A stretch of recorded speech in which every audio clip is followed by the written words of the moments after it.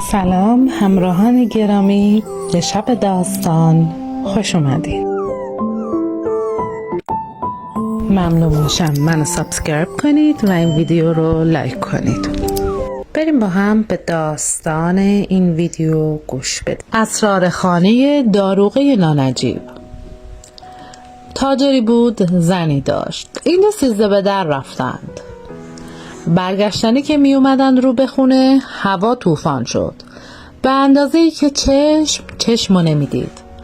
مادر بچه‌شو گم کرد، زن شوهرشو گم کرد، خواهر برادرشو گم کرد. این مرد تاجرم زنشو گم کرد. وقتی مرد تاجر به خانه رسید، زنش هنوز نیامده بود. نوکرش را فرستاد دنبال زن. نوکر هرچه گشت زن را نیافت، اما چند بچه را که پدر و مادر خود را گم کرده بودند و گریه می کردند پیدا کرد و به خانه تاجر آورد. مرد تاجر گفت فردا بچه ها را به خانه هایشان می رسانیم. هرچه منتظر زن شدند پیدایش نشد. اما بشنوید از زن وقتی شوهرش را گم کرد در بیابان نشست تا طوفان تمام شد. بعد به شهر آمد. راه خانه را گم کرد و گریان و نالان در کوچه و بازار راه می رفت. داروغه او را دید و علت گریه‌اش را پرسید. زن ماجرا را گفت. داروغه گفت امشب بیا به خانه من تا فردا تو را به شوهرت برسانم. از آنجایی که اسم داروغه بد در رفته بود، زن می ترسید به خانه او برود و اصرار می کرد که همان شب پیش شوهرش برود. داروغه گفت من رحمم آمده که به تو می گویم به خانه‌ام بیایی، وگرنه باید حبست کنم. زن ناچار قبول کرد.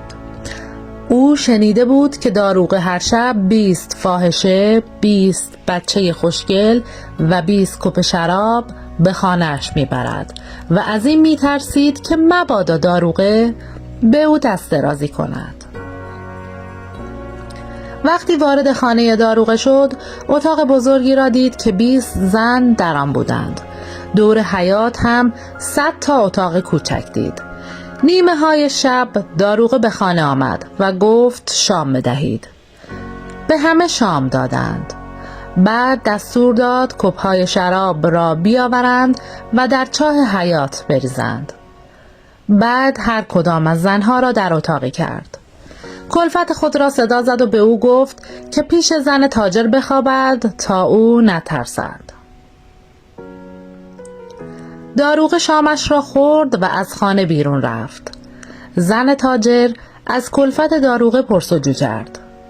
کلفت گفت این اخلاق داروغه است. هر شب 20 تا فاحشه، 20 تا بچه خوشگل و 20 تا کپ شراب به خانه می آورد.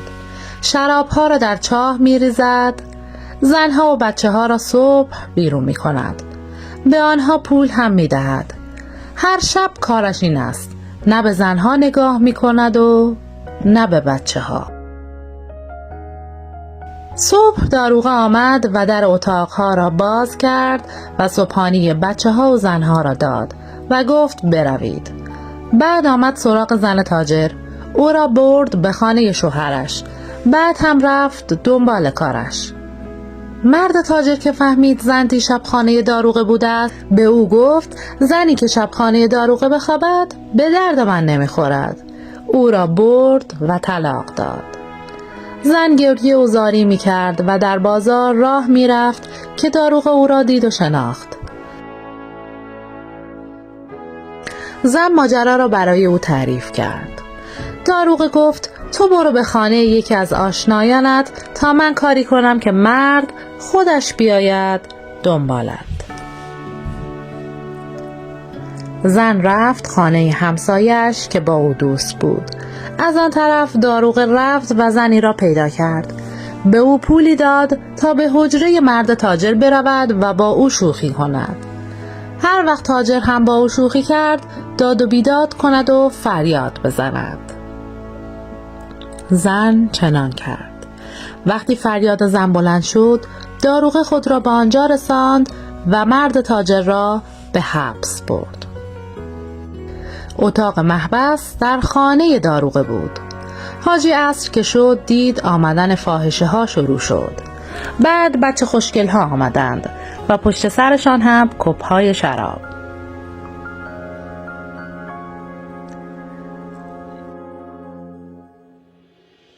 همه آن چیزهایی را که زن تاجر دیده بود تاجر هم دید. 3 شب حاجی در محبس بود و هر 3 شب دید شرابها به چاه ریخته شد و کسی هم دست به زنها و بچه ها نزد. روز 4 داروغه آمد تا حاجی را آزاد کند. حاجی گفت تا من علت این کارهای تو را نفهمم از اینجا نمی روم. داروغه گفت من این کارها را می کنم تا 20 رخت خواب زنا کمتر شود، 20 عمل لواط کمتر شود، 20 کپ شراب کمتر خورده شود. من همیشه کارم این است. با این که می دانم اسمم در میان مردم بد در رفته است. مرد تاجر آمد به منزل. از طلاق دادن زن خود پشیمان شده بود. فهمید که اسم داروغه بی جهت بد در رفته است. گشت و زن خود را پیدا کرد و بار دیگر او را به عقد خود درآورد. روزی بود و روزگاری بود. در آن زمان حاکم نیشابور دلش می‌خواست که بتواند آرام و مهربان باشد، ولی نمی‌توانست. کم حوصله و آتشی مزاج بود. هر وقت برخلاف سلیقه‌اش حرفی میشنید عصبانی میشد و دستورهای تند و تیزی میداد که بعد پشیمان میشد. اگر هم زورش نمیرسید که خشم خود را بر سر کسی فرو ریزد، قلبش میگرفت و چنان ناراحت و ناامید میشد که گویا دنیا تمام شده و یک قصه دائمی برای او باقی مانده. هر وقت هم از چیزی خوشحال میشد خودش را گم میکرد و زور میگفت و با سبکسری دیگران را دست میانداخت و بعد که فکر میکرد از خودپسندی و غرور خود پشیمان میشد. میدید که با این وضع همه را از خودش میرنجاند. یک روز نشست و کلاه خودش را قاضی کرد و با خود گفت این خیلی بد است که من زود احساساتی میشوم و نمیتوانم آرام و ملایم باشم. شاید اعصابم ضعیف است، شاید قلبم ناتوان است. خوب از خودم را به طبیب نشان دهم. شاید این ناراحتی یک دوایی داشته باشد. طبیب بزرگ شهر را دعوت کرد و گفت حال من این است، چه دوایی باید بخورم؟ طبیب گفت تا آنجا که من میفهمم در تن تو عیب و نقصی نیست که بشود با دوا آن را علاج کرد. شکی نیست که این ناراحتی یک نوع بیماری هست، ولی این درد داروی خوراکی ندارد. این مربوط به اخلاق و تربیت توست. تو را از بچگی خودپسند و لوس بار آوردند. رفتار تو خام است و برای اینکه پخته تر بشوی باید زیاد کتاب بخوانی و از گفتار بزرگان و سرنوشت دیگران پند بگیری. باید برای خودت یک شعار اخلاقی پیدا کنی که بردباری و خویشتنداری را به تو تلقین کند و دائم به آن نگاه کنی و به آن عادت کنی تا در غم و شادی زود دست و پایت را گم نکنی. بیماری روحی دوای روحی لازم دارد. حاکم گفت درست است، خودم همین را می دانستم. آن وقت فرستاد یک واعظ و یک فیلسوف حاضر کرد و داستان خود را شرح داد. واعظ گفت دستور اخلاقی زیاد است. یکی از چیزهایی که برای این حال خوب است این است که گاهی به گورستان بروی و به یاد مرگ بیفتی. آن وقت چون از عاقبت کار غافل نباشی و بدانی که قصه ها و خوشحالی ها همیشگی نیست، دلت آرام میگیرد. حاکم گفت برو بابا، من که نمیتوانم وقتی اوقاتم تلخ یا شیرین است بدوم بروم قبرستان و آنجا عبرت بگیرم. من یک دستور ساده تر میخواهم که همیشه همراه هم باشد. فیلسوف گفت به عقیده من بهتر است چند نفر از دانایان را پیش خود نگاه داری و در همه کارها با آنها مشورت کنی و هر دستوری که می‌خواهی بدهی با موافقت آنها باشد. آن وقت مرد حکیم تو را از افراط و تفرید باز می‌دارد.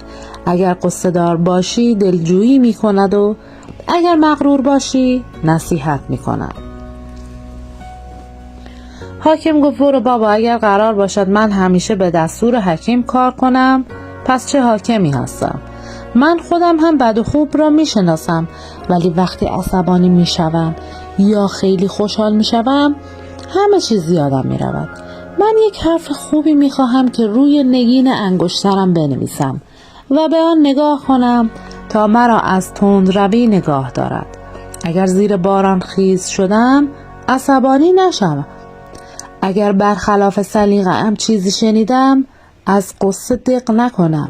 اگر کسی به من تهمت بد زد به فکر خودکشی نیفتم و اگر یک روز از من تعریف کردن ادعا و توقع زیادی پیدا نکنم و خلاصه پندی باشد که در همه جا به کار بیاید و آرام بخش باشد. واعظ و فیلسوف گفتن خب پیدا کردن یک عبارت همه کار مشکل است. سخنان حکیمانه و کلمات قصار و اندرس‌های اخلاقی خیلی زیاد است و هر کسی یک چیزهایی می‌داند و هر کدام مناسبتی دارد. برای اینکه زودتر این شعار اخلاقی پیدا بشود باید همه علما را در یک انجمن جمع کنی و هر کس هر چه را در کتاب‌ها خوانده است و می‌داند بگوید تا آن چیزی که تو پسندیدی پیدا شود. حاکم گفت صحیح است، همین کار را میکنم. دستور داد، نامه ها نوشتند و گروهی از دانشمندان و سخنوران را به انجمن بررسی سخنان آرام بخش دعوت کردند. انجمن تشکیل شد و تا چند روز همه بزرگان گوش تا گوش نشستند و هر یک درباره صبر و بردباری و خویشتن‌داری و اعتدال سخنها گفتند و شعرها خواندند و از کتابها حدیث و آیه نقل کردند. اما حاکم هیچ کدام را نمیپسندید و از آن یک ایراد میگرفت. این هم نیست، آن هم نیست، این مفصل است، آن مزخرف است، این به گوش سنگین است، آن به دل نمیچسبد.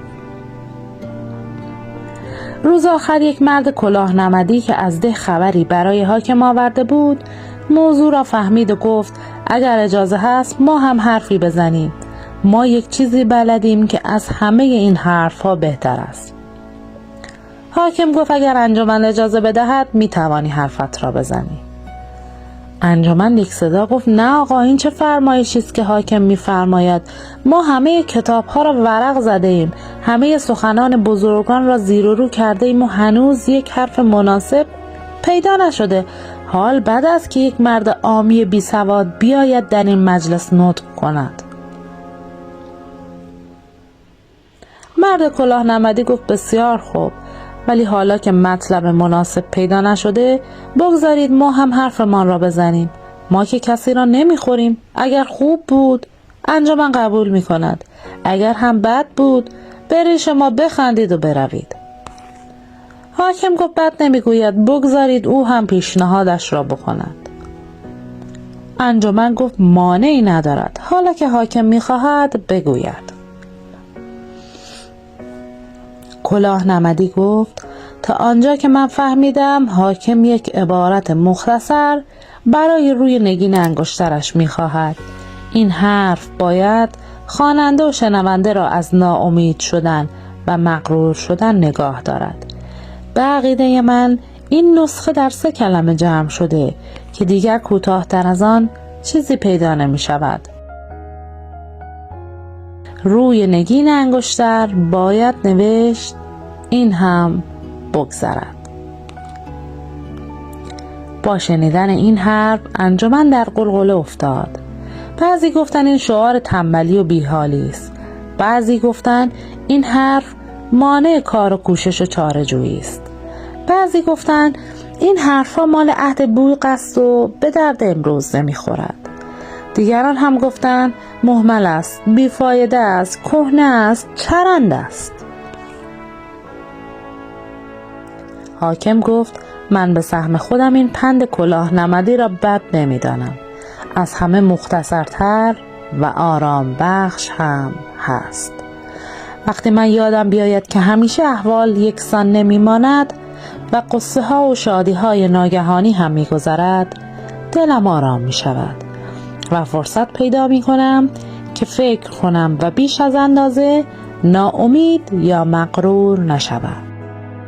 ولی دلم می خواهد انجمن همین حرف را تصویب کند. اما انجمن حاضر نشد پند کلاه نمدی را قبول کند. اعضای انجمن هر کدام یک نگاه غضبناک به مرد کلاه نمدی انداختند و پراکنده شدند. آن وقت حاکم گفت تا چیزی پیدا نشده کاچی به از هیچ چیست. جواهرساز را طلب کرد و گفت روی نگین انگشترش با قلم الماس بنویسد که این هم بگذرد. این قصه را شیخ عطار در الهی نامه در 15 بیت نظم کرده که بیت اولش این است: جهان را پادشاهی پاکدین بود که ملک عالمش زیر نگین بود. اما اسرار سبزواری هم همین داستان را در 5 بیت به نظم آورده که کوتاه‌تر و شاید زیباتر است و هیچ عجب نیست اگر مضمون آن را از عطار گرفته باشد. پادشاهی در ثمینی داشت، بهر انگشتری نگینی داشت. خواست نقشی که باشدش دو ثمر، هر زمان کف کندد به نقش نظر. وقت شادی نگیردش غفلت، وقت اندوه نباشدش مهنت. هرچه فرزانه بود در ایام، کرد اندیشه‌ای ولی همه خام. ژنده پوشی پدید شد آن دم، گفت بنویس بگذرد این هم. ممنون از همراهی شما، متشکرم میشم. این ویدیو داستان رو لایک کنید و کانال من رو سابسکرایب کنید. شبتون بخیر.